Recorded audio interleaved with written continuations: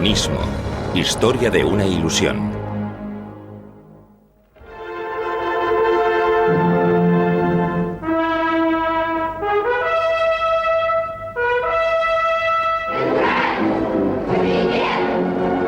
La Revolución de Lenin. 7 de octubre de 1981, Plaza Roja de Moscú. La Unión Soviética en el clímax de su poder. 64 años después de la Gran Revolución de Octubre, Moscú se ha convertido en el centro del comunismo mundial y en la segunda superpotencia junto con los Estados Unidos.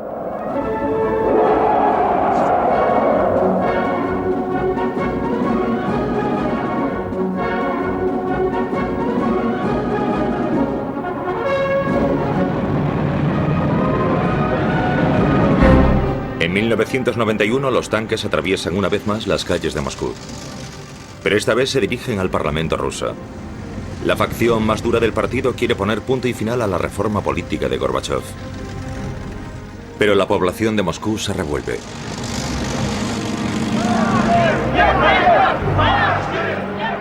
Boris Yeltsin, el primer presidente de la Federación Rusa, nombrado en unas elecciones libres, subido a un tanque blindado, apela al pueblo para que oponga resistencia a los tanques putschistas. El putsch fracasa y con él el mayor experimento social y político del siglo XX. Yeltsin ofrece esperanza para una nueva política post-Gorbachov tras el fallecimiento del imperio.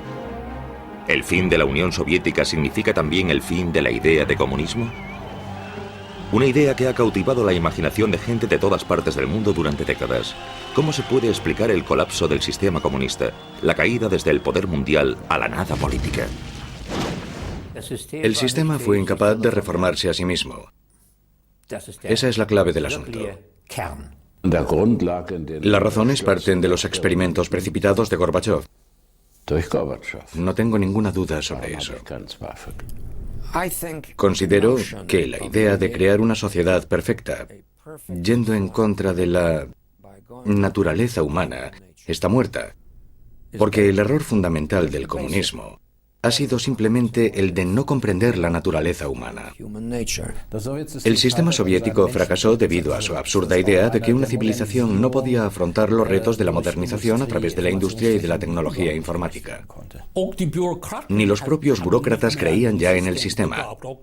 La gente del partido se hizo cada vez más cínica y corrupta y actuaban maquinalmente, sin ningún tipo de vigor moral. El presidente Reagan estuvo en el sitio adecuado en el momento oportuno. Se encontró al oso muerto y dijo: «Lo he matado yo».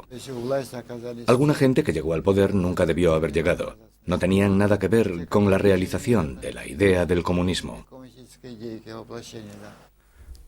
El comunismo como ideología ha sido emancipadora y como sistema de gobierno opresivo. El mito de la Revolución de Octubre. El asalto al Palacio de Invierno, sede del gobierno, el 25 de octubre de 1917, según el calendario gregoriano ruso. Leyenda y realidad. El famoso director de cine, Sergei Eisenstein, ilustró esos dramáticos acontecimientos con imágenes impactantes. En su película Octubre, las masas revolucionarias, lideradas por Lenin, asaltan el palacio. Su propósito, deponer a un gobierno corrupto. Pero en realidad Lenin no estuvo allí. La famosa película era propaganda. La verdad era completamente diferente. Nadie se dio cuenta de la revolución bolchevique. Fue por la noche cuando tomaron los puentes, los bancos y todo lo demás. A la mañana siguiente, los bolcheviques estaban en el poder. La mañana posterior al golpe, el palacio se vio sitiado por curiosos. Apenas había daños, solo unos cuantos cristales rotos. En el Palacio de Invierno no se destruyó ninguna obra de arte. En la bodega se destruyó todo. Por lo tanto, la Guardia Roja pudo... Se bebieron todos los vinos, de 100 o 200 años, los coñacs y todo lo demás acabó roto. Una verdadera pena. Los responsables de todo eso fueron varios cientos de miembros de la Guardia Roja y marinos bajo el mando de Leo Trotsky. Fue la primera evidencia de su talento como estratega. Trotsky, que inició el golpe, dijo una vez: que un ejército disciplinado y leal habría sido suficiente para frustrar el golpe, pero tal ejército no existía. El gran vencedor de la revolución bolchevique es Lenin. Su voluntad inflexible dirigida a alcanzar el poder le ayudó a imponerse dentro de su propio partido para hacerlo luego en toda Rusia. Vladimir Ilich Ulyanov nacía en 1870 en la localidad rural de Simbirsk, hijo de un inspector de enseñanza. Su madre, hija de un aristócrata, es una demócrata ilustrada que transmite sus ideales a sus hijos. Vladimir demuestra talento y una inteligencia extraordinaria como alumno. Cuando su hermano Alexander es ejecutado en 1887 por participar en el intento fallido del asesinato del zar, Vladimir elige también el camino de la revolución. Unos años después adopta el nombre de guerra de Lenin. Mirando a nuestros líderes, desde Lenin a Putin, proceden todos de la clase obrera, campesinos o trabajadores con una educación elevada. Todos, excepto el propio Lenin, y eso es crucial. Lenin pertenecía a la aristocracia y de ese modo entrelazó lo antiguo con lo moderno. La actitud de Lenin hacia la autocracia rusa apenas difería de la facción radical de la denominada inteligencia revolucionaria rusa. Para ellos, el régimen zarista era la encarnación del mal. El zar Nicolás II gobierna un país que se extiende desde Varsovia hasta Vladivostok. Un monarca autocrático que solo respondía ante Dios y ante él mismo. Sus aliados pertenecían a una aristocracia que había repartido el país entre ellos. Una clase alta reducida pero inmensamente rica. Rusia se compone de una sociedad agraria. El 80% de sus 135 millones de habitantes se dedican a la agricultura. La servidumbre de los campesinos es abolida en 1861, convirtiéndolos en ciudadanos libres, pero siguen sin poseer las tierras. Comparados con los campesinos, eran pocos los trabajadores industriales, 3 millones. Muchos campesinos huyeron de la pobreza del campo a las grandes ciudades. En las pocas fábricas que había en San Petersburgo, Moscú y Minsk, trabajaban por unos sueldos míseros, a menudo durante 18 horas al día. La población vivía en unas condiciones totalmente infrahumanas, alienada, todos hacinados en pequeñas viviendas.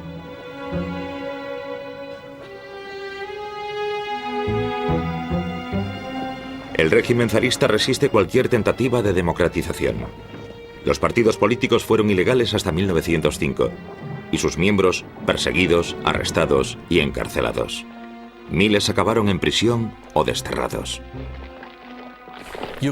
Cuanto más atrasado está un país, más probabilidades hay de que se produzcan acciones de protesta violentas. Y cuanto mayor sea la presión ejercida por el Estado, la policía y los militares sobre una sociedad, menores son las posibilidades de que los objetivos marcados por los movimientos socialistas se lleven a cabo por medios democráticos. Consistía en la visión de forjar una Civitas sin explotadores, una sociedad igualitaria en la que únicamente existiesen los trabajadores y los explotadores fuesen degradados a ciudadanos de segunda clase. La sociedad occidental más pragmática transformó el marxismo y la socialdemocracia en su interior. La mentalidad rusa quería llevar a cabo todas esas cosas, siguiendo los manuales a rajatabla. En noviembre de 1895, Lenin funda la Liga Revolucionaria para la Liberación de la Clase Obrera. Acusado de agitación política, es deportado a Siberia en 1897. Está casado con la revolucionaria Nadezhda Krupskaya. Después de su deportación, Lenin abandona Rusia camino del exilio. Teórico brillante y orador nato, Lenin se convierte en líder del ala radical de los socialdemócratas rusos. Debido a que la facción que lidera vence por escasos votos en una asamblea del partido, le da el nombre de bolcheviki, que significa mayoritarios. El ala orientada a la democracia parlamentaria, que en realidad era mayor, adopta el nombre de mensheviki o minoritarios. Los bolcheviki abogan de manera inflexible por la dictadura del proletariado. La asunción es la de que la humanidad es buena. Por lo tanto, como yuxtaposición a las creencias conservadoras o liberales, la humanidad no necesita ningún freno ni equilibrio, ni control alguno. Y esta es la falacia fundamental del comunismo, también con Lenin, que condujo a un poder sin restricciones inherente al bolchevismo desde sus inicios. Se suponía que era un partido de revolucionarios profesionales, un partido centralizado y firmemente disciplinado que había asumido el papel de vanguardia de la clase obrera. Esta concepción, que marcó una increíble ruptura histórica del movimiento marxista, fue verdaderamente revolucionaria. La principal premisa es: el pueblo no sabe lo que es bueno para él.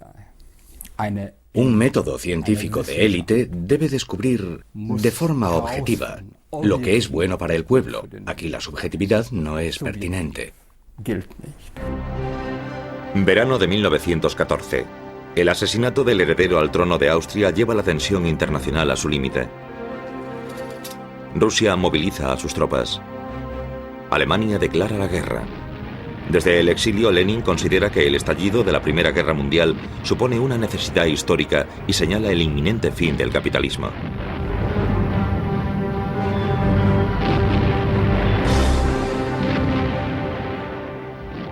Las privaciones de la guerra intensifican la tensión económica y política en Rusia. La multitud protesta contra el hambre, la guerra, el gobierno y el zar. Nicolás II se ve obligado a abdicar después de la Revolución de Febrero. Se forma un gobierno provisional y consejos de trabajadores y soldados a lo largo de todo el país, los soviets.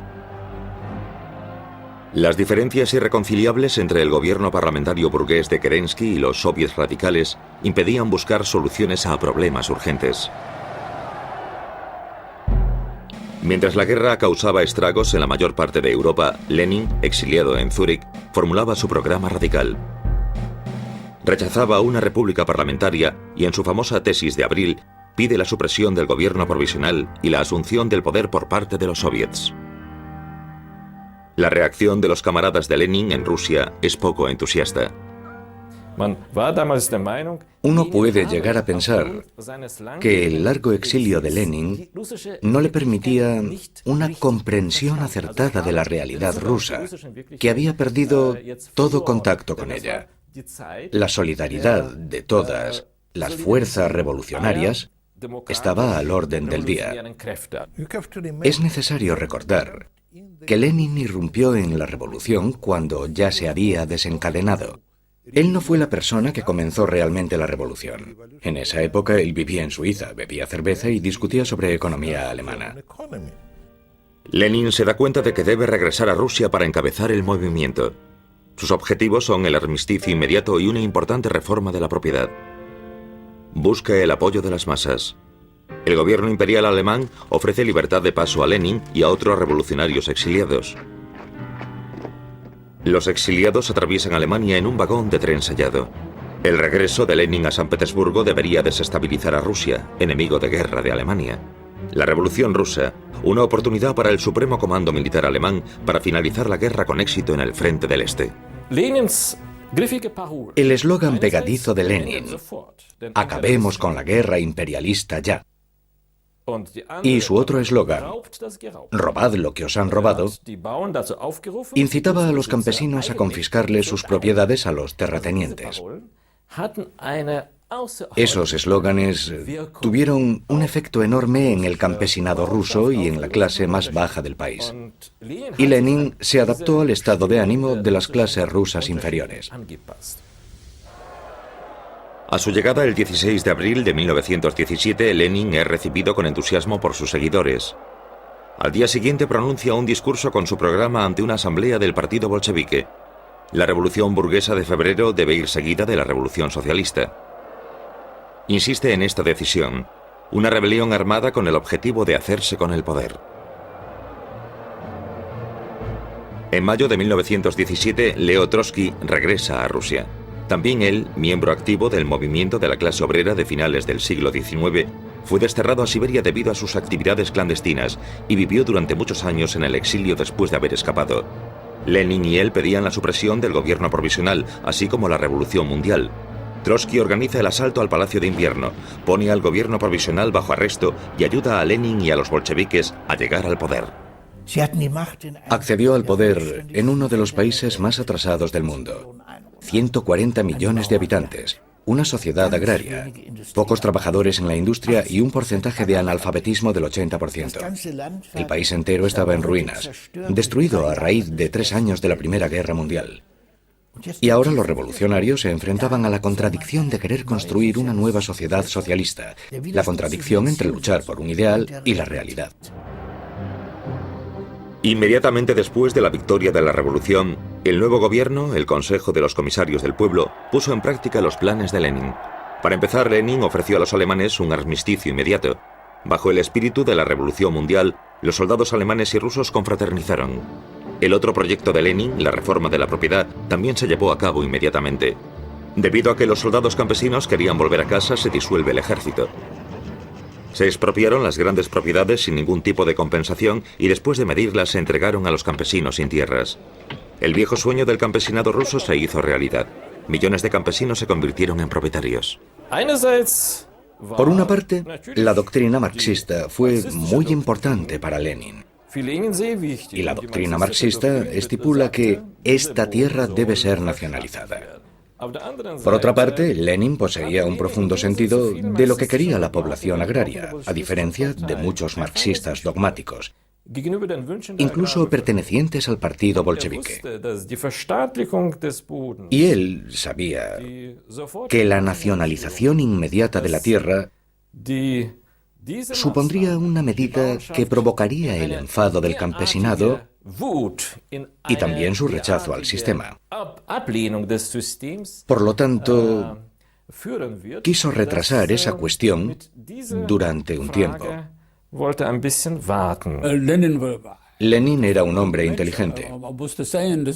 Debía darse cuenta de que Rusia no era un país tan desarrollado industrialmente como Alemania o Inglaterra, ni siquiera como Bélgica o Francia. Rusia era un país agrario con una población relativamente pequeña de trabajadores industriales. No podía construirse una revolución contando solamente con los trabajadores de Moscú y Petrogrado. Y esa fue su contribución a la teoría revolucionaria. Su gran alumno puede que no fuese Stalin, sino Mao. Para los nuevos propietarios, Lenin es un héroe. Creen en un futuro mejor y celebran la revolución socialista. Para el principal teórico de los socialdemócratas alemanes, Karl Kautsky, eso es obstinadamente erróneo. Según Kautsky, lo que Lenin y sus seguidores habían planeado en Rusia y llevado a cabo en 1917 no era una revolución proletaria y tampoco la primera gran revolución socialista, sino la última revolución burguesa. Marx y Engels decían en su manifiesto comunista que el programa comunista se puede resumir en una frase: la abolición de la propiedad privada. Según Karl Marx, la propiedad privada de los medios de producción debe ser nacionalizada. La sociedad burguesa únicamente puede vencerse a través de la dictadura del proletariado. A ojos de los radicales socialistas, Lenin no es marxista. Más del 90% de la tierra cultivable de Rusia estaba en manos de los campesinos cuando tuvo lugar la guerra civil. Por lo tanto, podría decirse que era un marxista dogmático, pero flexible. Incluso de una forma más radical, uno podría preguntarse: ¿era Marx realmente marxista? Isaac Berlin escribió una vez: si Marx se levantase de su tumba, diría, por encima de todo, no soy marxista.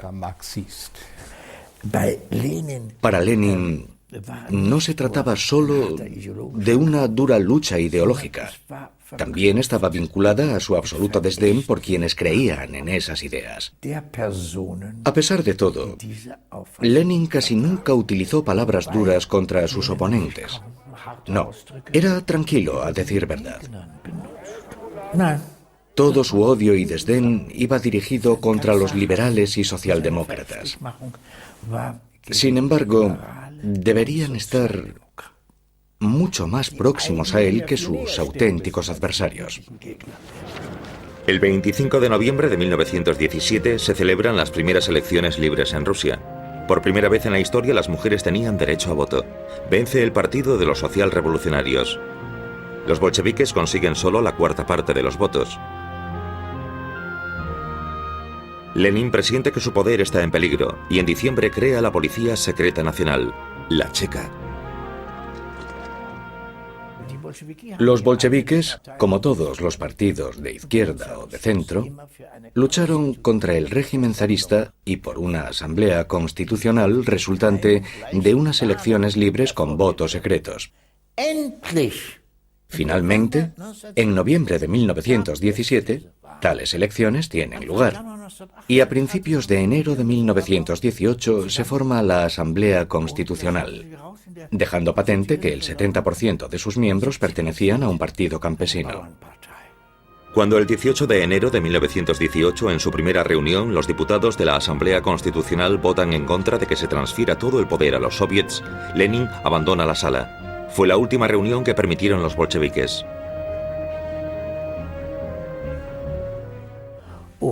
Y luego, siguiendo las órdenes de Lenin, la reunión se interrumpió y se disolvió. Al día siguiente, Lenin manda cerrar las puertas y arrestar a los diputados. Ese hecho marca el fin de la democracia en Rusia, después de tan solo un día. Tras la violenta disolución de la Asamblea Constitucional, los bolcheviques rebatieron el principio democrático de adaptarse al deseo de la mayoría. Eso significa que no podían gobernar esa mayoría que los rechazaba, más que con la fuerza y con métodos dictatoriales. La Checa se instala en la Plaza Lubianka, en el centro de Moscú. El primer jefe de la policía secreta del régimen soviético es Félix Dzerzhinsky, un confidente de Lenin. Bajo el mando de Dzerzhinsky, la Checa se convierte en el instrumento más importante para mantener el poder.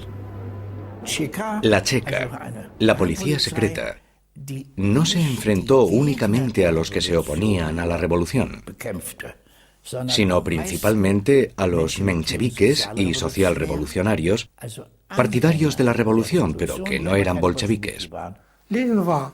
Lenin no estaba a favor de acabar con la autoridad. Decía, la democracia socialista es la democracia burguesa sin la burguesía. La cultura socialista es la continuación de la cultura burguesa sin la burguesía, etcétera, etcétera. El Estado socialista es la continuación del Estado burgués sin la burguesía, sin explotación, etcétera, etcétera.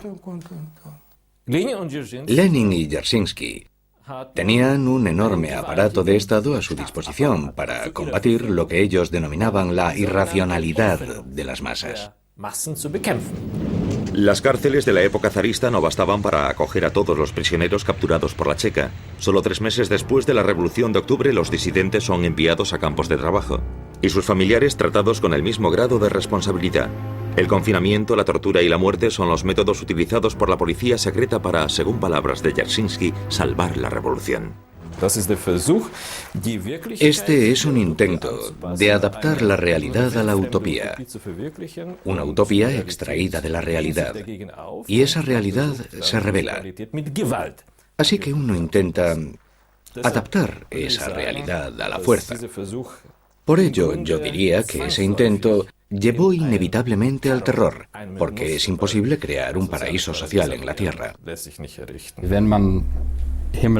Si quieres crear un paraíso en la Tierra, ¿no está justificado?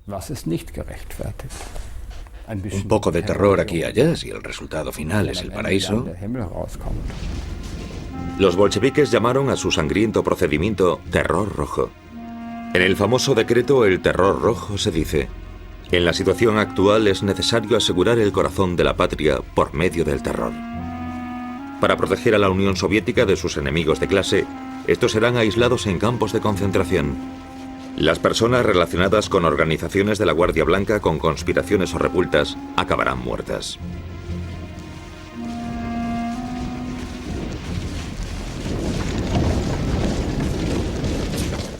Glorificar este terror rojo y la necesidad de racionalizarlo, creo que eso se corresponde, por una parte, con restos del pensamiento de la Primera Guerra Mundial, y que por otra procede de la idea de que solo mediante la fuerza se puede abrir un camino mejor.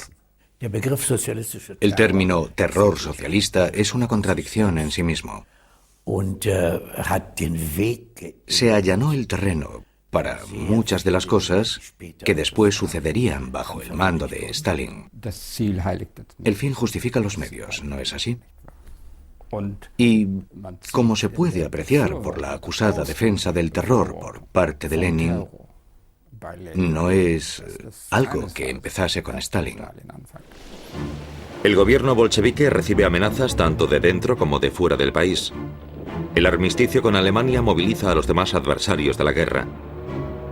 Gran Bretaña, Francia y los Estados Unidos envían tropas a Rusia. En el sur de Rusia los cosacos se rebelan. Los propios aliados, junto con los antiguos contingentes de las tropas zaristas, forman el denominado Ejército Blanco. Para la mayoría de la población rusa, los campesinos y los obreros que rechazaban el bolchevismo, el Ejército Blanco representaba el antiguo régimen. El mismo antiguo régimen que restituiría el sistema de clases que los bolcheviques habían abolido en 1917. Lenin encarga a Trotsky la formación del Ejército Rojo con obreros y campesinos.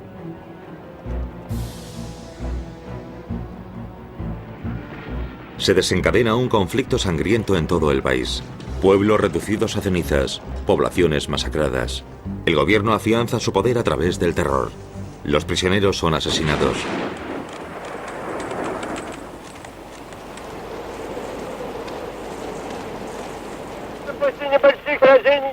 Lenin pide al Ejército Rojo que resista.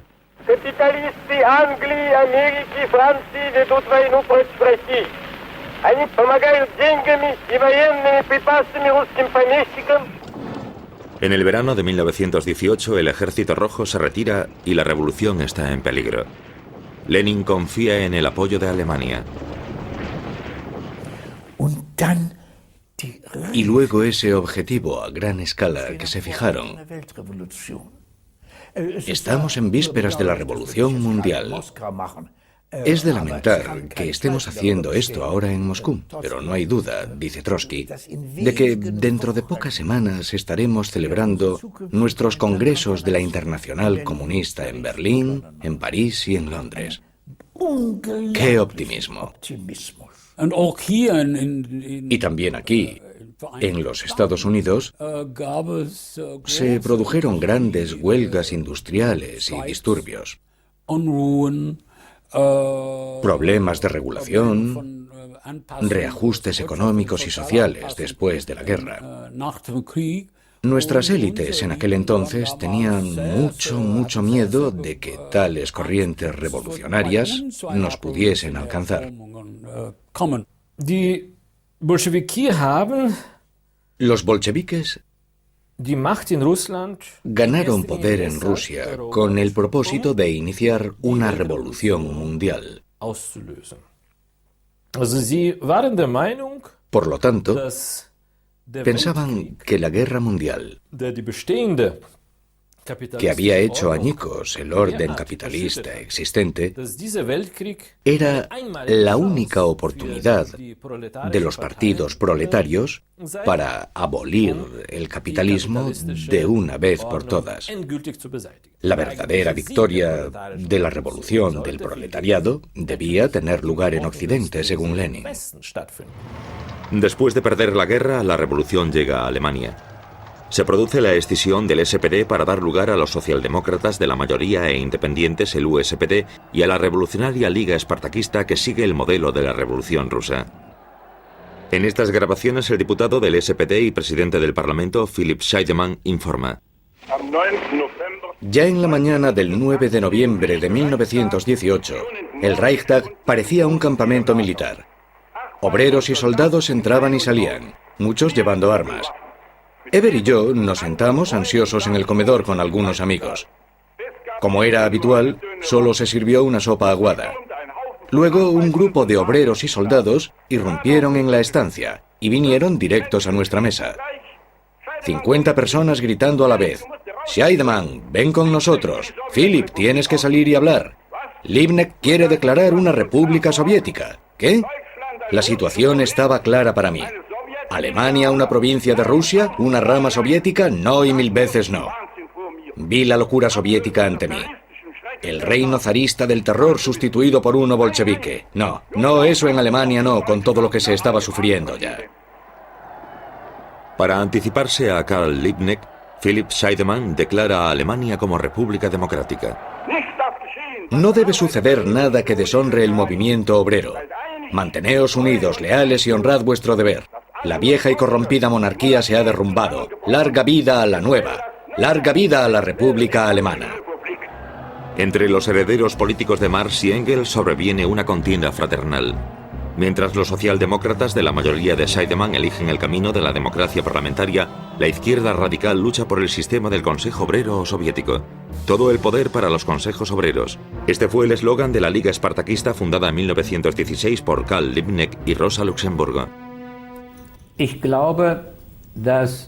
Opino que Rosa Luxemburgo era tan, yo diría, demócrata fundamentalista, que tenía que rechazar todo aquello que perjudicase al desarrollo democrático, porque eso conduciría al despotismo. Rosa Luxemburgo fue, en mi opinión, la única figura revolucionaria de Europa que podría rivalizar con Lenin, llegando él incluso a aceptarlo. Nacida y criada en Polonia, Rosa Luxemburgo vive en Berlín desde 1899 y se convierte en la principal representante política de la izquierda alemana. En 1918 cofunda el Partido Comunista. Cada vez dedica más críticas a la izquierda militante, así como a los grandes líderes de la Revolución Rusa. Ella había observado también que Lenin no vacilaba a la hora de enfrentarse a sus oponentes. Sin embargo, debo decirlo, a pesar de la previsión del bolchevismo, si mira sus bases políticas y especialmente su famosa frase sobre que la libertad siempre será la libertad de aquellos que piensan diferente, te das cuenta de que lo que ella pensaba y quería no era tan liberal y pluralista como podría parecer a primera vista. En sus obras figuran curiosos e interesantes pasajes en los que se dice que la mayoría decisiva no siempre tiene por qué ser cuantitativa. Eso es algo relevante. Por lo tanto, Rosa Luxemburgo tenía un profundo sentido de los problemas del poder. Vio el gran peligro que suponía que la acción de la minoría terminase en catástrofe. Pero por otra parte, debido a su aparente fe en la espontaneidad de las masas, ya no fue capaz de contradecir la acción masiva una vez que se produjo.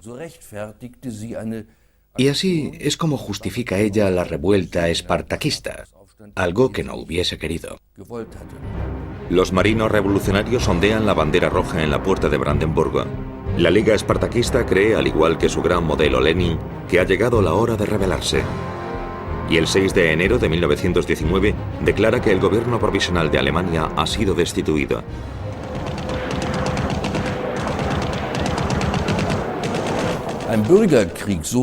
Una guerra civil, como Rosa Luxemburgo la imaginaba, debía declararse en Alemania y no quedarse limitada únicamente a Alemania, sino movilizar a los aliados.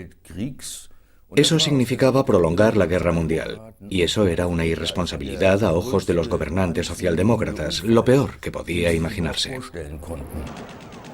Para luchar contra los rebeldes, las tropas del gobierno recibieron el apoyo de los Freikorps, tropas voluntarias formadas a partir de la disolución del ejército imperial.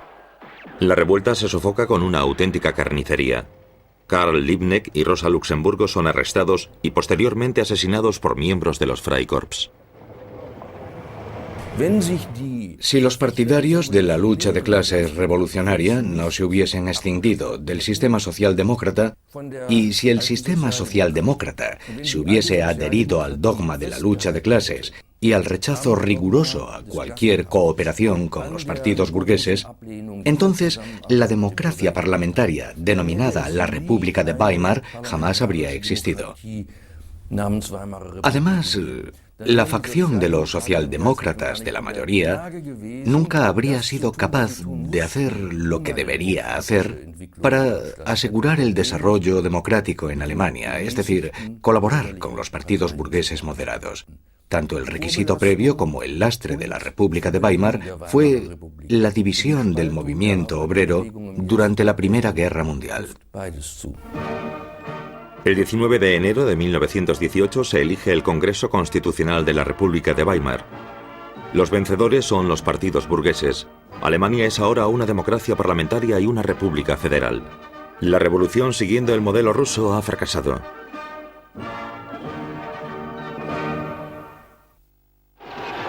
En Rusia continúa la guerra civil, y mientras el pobremente organizado Ejército Blanco pierde terreno, el Ejército Rojo avanza.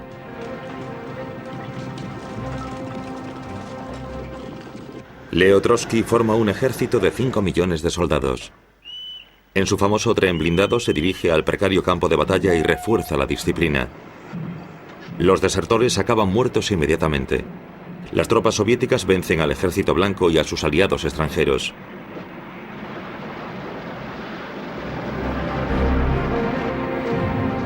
El 13 de diciembre de 1919, los aliados deciden retirar su apoyo al Ejército Blanco. El Ejército Rojo desfila celebrando la victoria.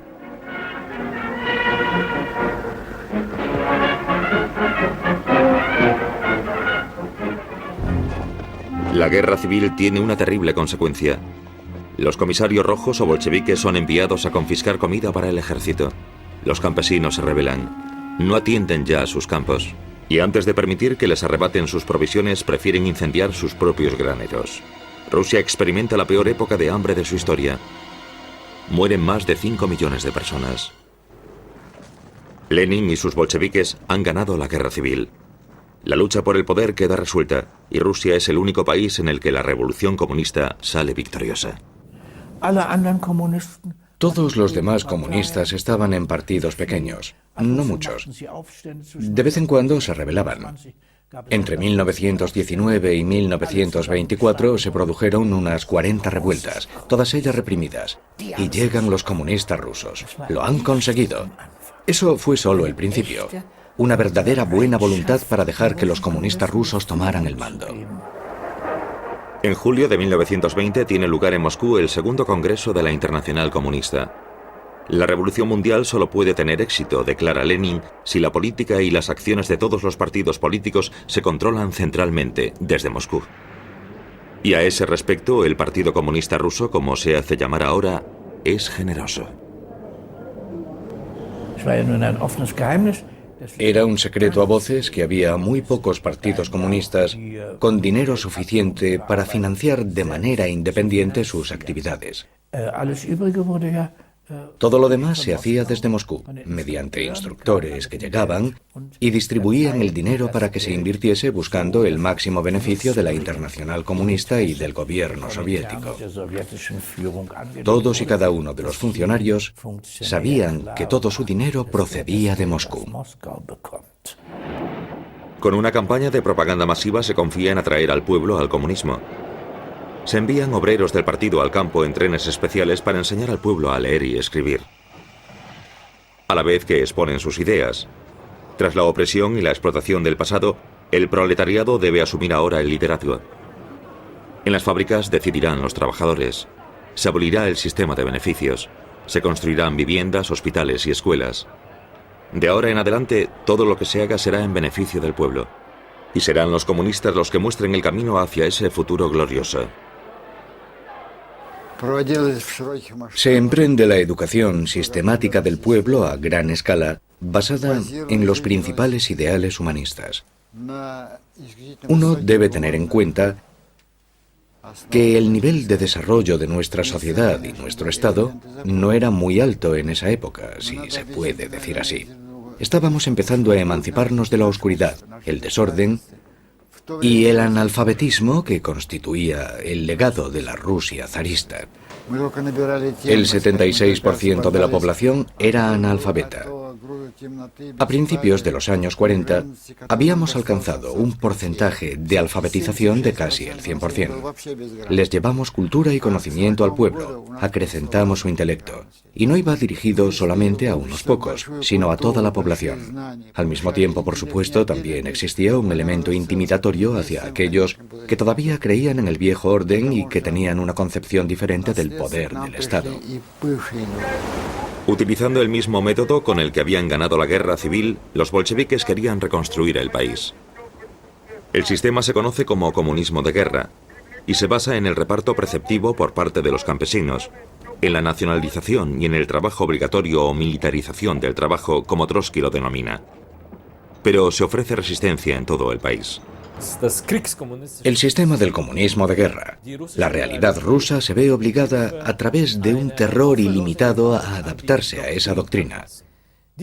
Ese intento fracasó, en gran medida porque la mayoría de la población, después de haberse ganado la guerra civil, ya no soportaba el reino del terror bolchevique.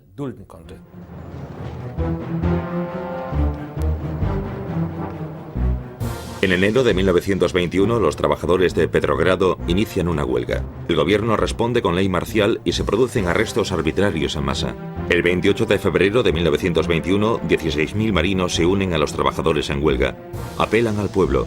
Ha llegado el momento de quitar de en medio a los comisarios autócratas. Todo el poder para los soviéticos, ningún poder para el partido. Los huelguistas piden el fin de la opresión, del terror y de las detenciones. Piden que se restituyan las libertades conseguidas en la revolución.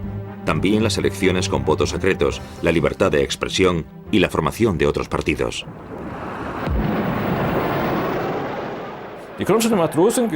Los marinos de Kronstadt fueron los más ardientes partidarios de la revolución y siempre habían elogiado el liderazgo bolchevique como baluarte de la revolución.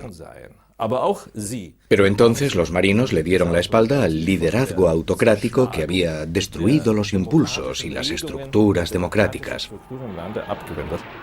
Siguiendo órdenes de Lenin, el Ejército Rojo avanza a través del hielo del mar Báltico para atacar el 7 de marzo. Tras 11 días de duros enfrentamientos, la insurrección de los marinos es brutalmente aplastada. La aniquilación de la rebelión de los marinos de Kronstadt reveló la verdadera naturaleza del régimen bolchevique, ya que los marinos de Kronstadt lucharon contra la dictadura bolchevique en nombre de la democracia soviética.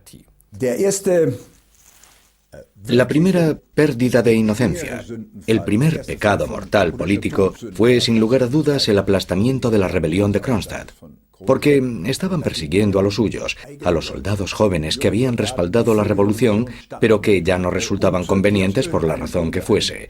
Si uno es capaz de eso, entonces es que es capaz de otras cosas, como se hizo evidente más tarde. Trotsky observa el desfile que celebra la victoria sobre los marinos de Kronstadt. Muchos consiguieron huir a Finlandia, pero los que cayeron en manos bolcheviques se convirtieron en víctimas de una venganza despiadada. En los primeros juicios públicos de la reciente República Soviética, miles de ellos fueron condenados a muerte o a largos periodos de cárcel. El intento de introducir el comunismo de golpe había fracasado. El fracaso a hacer frente a las necesidades básicas de la población, el hambre extendiéndose por todo el país y el alzamiento de Kronstadt eran claros signos de crisis. Lenin necesita cambiar el rumbo. Al igual que su redistribución de la tierra en 1917 violaba los principios marxistas, ahora Lenin está a punto de realizar un giro económico con evidentes fundamentos capitalistas. Él creía en la teoría puramente científica de Karl Marx, que en realidad era una utopía. Pero eso solo fue hasta 1921. En 1921, Lenin invierte la política soviética, vuelve a permitir la nueva política económica, la propiedad privada, y pide a los ciudadanos que lo secunden, encontrándose con una gran oposición entre sus seguidores, Trotsky, Stalin y muchos más. Fundamentalmente se legitimó la idea del mercado libre y de la propiedad privada. Ambas cosas suponían la bestia negra de los marxistas ortodoxos. Por este motivo, muchos funcionarios e idealistas bolcheviques consideraron que la nueva política económica era un revés tremendo. Lenin intenta salvar la economía del país en el 10º Congreso del partido. Su nueva política económica, NEP de forma abreviada, es extremadamente controvertida. Incluso sus aliados más próximos recibieron su política con burlas mordaces. Tras un acalorado debate, Lenin alcanza, a pesar de la oposición, una resolución gubernamental. Dentro del partido no se tolerarían facciones diferentes. Oposición significa expulsión. La dictadura comienza ahora dentro del mismo Partido Comunista.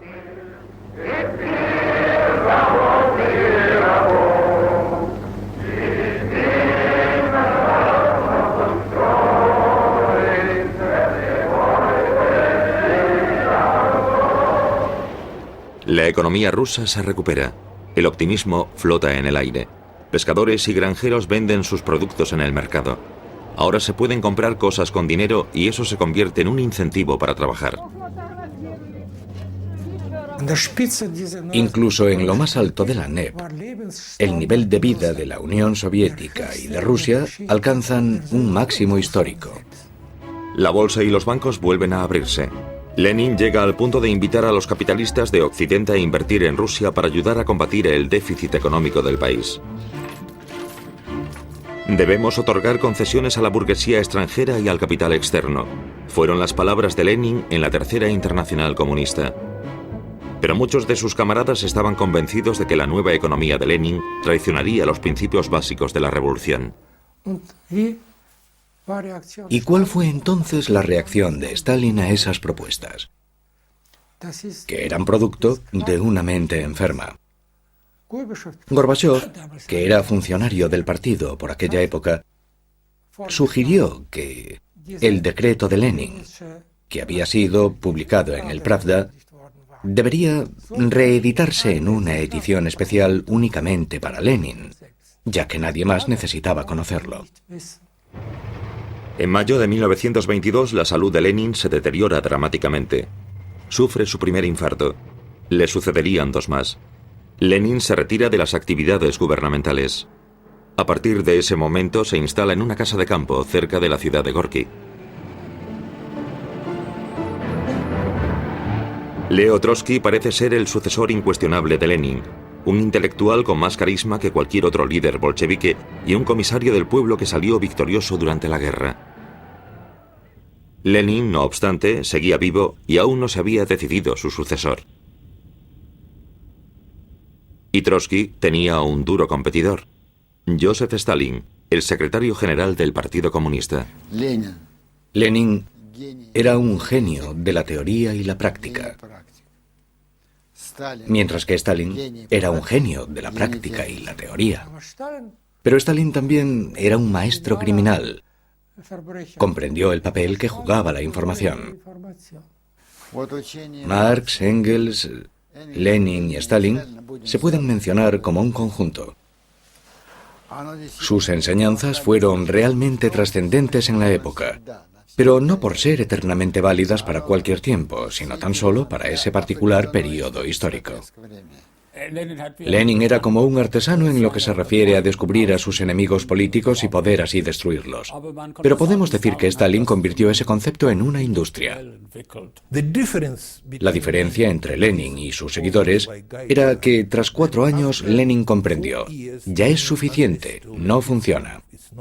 Y después de eso ya no creo que fuese marxista, se convirtió en un hombre de Estado y en líder político de Rusia. Coincidiendo con la mayoría del pensamiento del pueblo de la Unión Soviética, yo creía que todo iría bien mientras Lenin siguiese vivo. Supuestamente la gran catástrofe no se inició hasta después de la muerte de Lenin.